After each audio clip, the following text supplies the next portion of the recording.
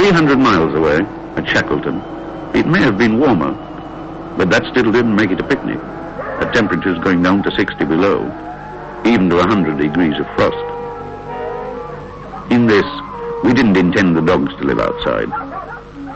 Beneath the snow, they would have a home. Our aircraft would be at the mercy of the blizzard all winter.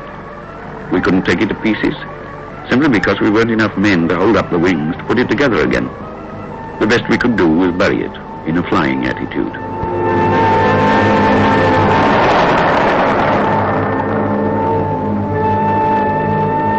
We bulldozed a pit and put it to bed, wings level with the snow and facing into the prevailing wind.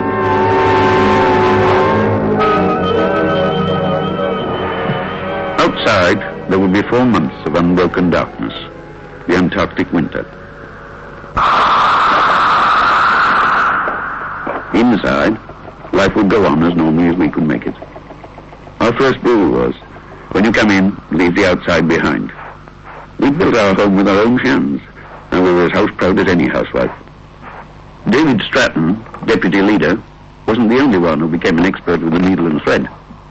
Bunny Fuchs, like all of us, dealt with his own repairs. In fact, everyone did for himself, but only Gordon Haslop went as far as ironing his smalls. Breakfast was when the clock said 8, and it was pretty certain that Bunny Fuchs would be first on parade. We each did cook duty for a week at a stretch. Geoffrey Pratt is a geophysicist. Ralph Lenton felt very much at home in the hut. After all, he should. He built it.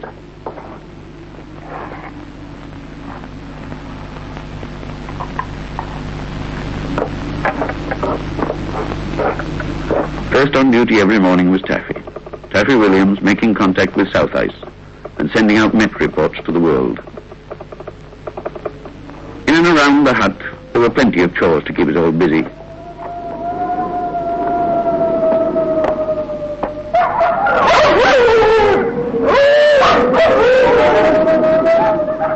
We had dogs, and they must be fed.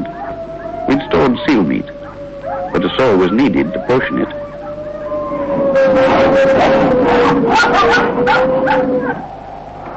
Winter was not hibernation. Only the men on cook duty stayed indoors continuously for any length of time. We had to go out and get in coal. We'd organized ourselves for many things, but not running water. We needed daily 3 gallons a man. And to get that daily, we had to go out and cut it in blocks from the snow. Then there were the physiological tests, men hauling sledges of different weights to measure our work capacity.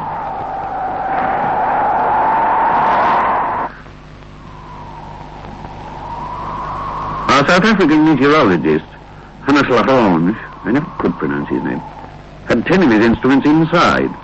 This one records the speed of the wind, at the moment a 60-knot blizzard. Our main store of food was outside in the snow, enough for 2 years. In the attic above the kitchen, we kept a month's supply. Each week, at the change of cook, a carefully balanced diet came through the ceiling.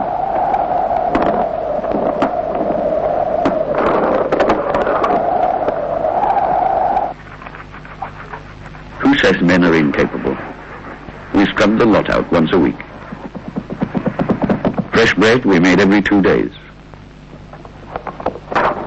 Sundays were always celebrated, a day of fresh meat and an afternoon off. Hannes, being one of the 8 of the advance party, especially relished Sunday's fresh meat. If we'd had a cat, no bone from Hannes would have done it any good.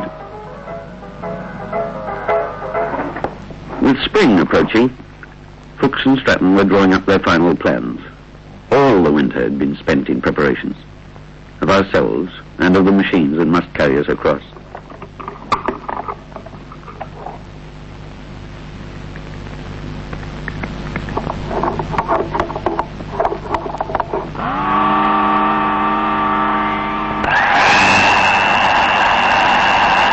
In the repair shop, David Pratt and Roy Homard had their hands full keeping the vehicles in top condition.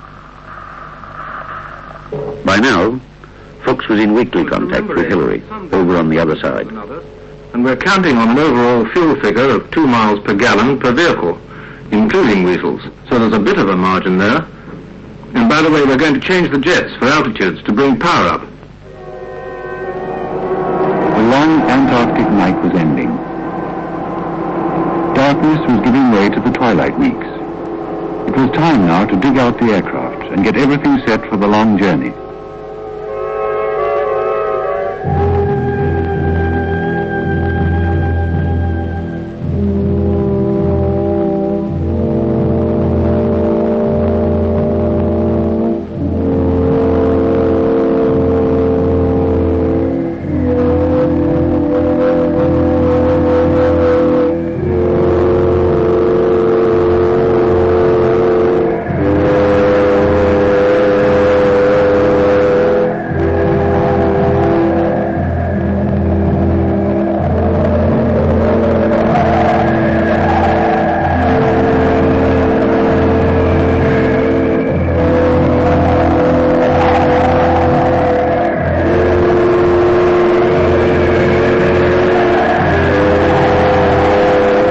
October the 14th, 1957.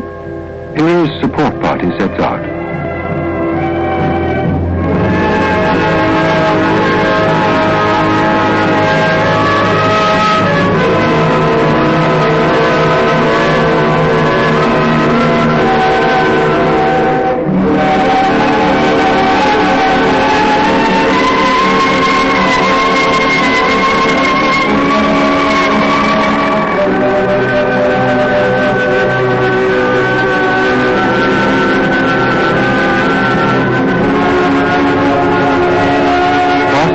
Peaks of the western mountains,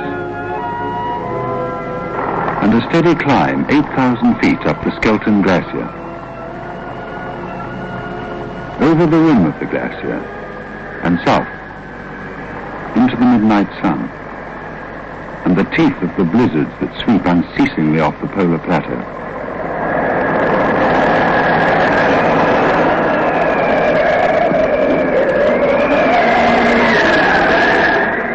...220 miles from Scott Base, Plateau Depot established.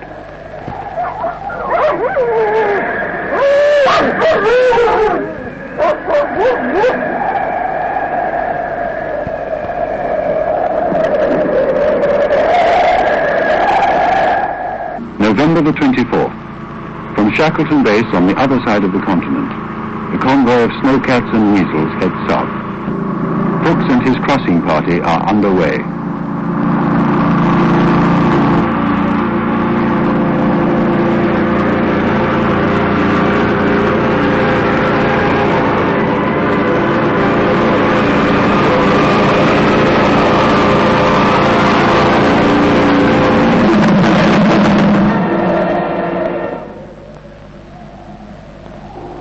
Hardly off the doorstep, and we ran into trouble.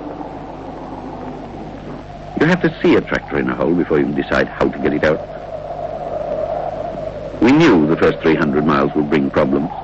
This was the first. We were traveling with vehicles linked together by safety ropes, and we certainly discussed the theory of recovery all through the winter.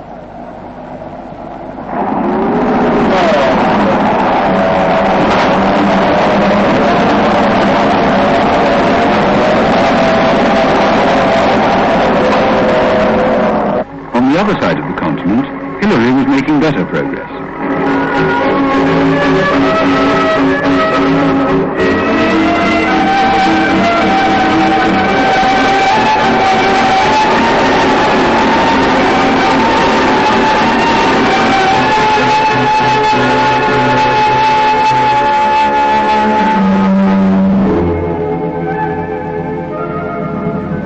By air from Scott Base come food and fuel. 200 miles on from Plateau Depot, Hillary was establishing another supply dump for Fuchs.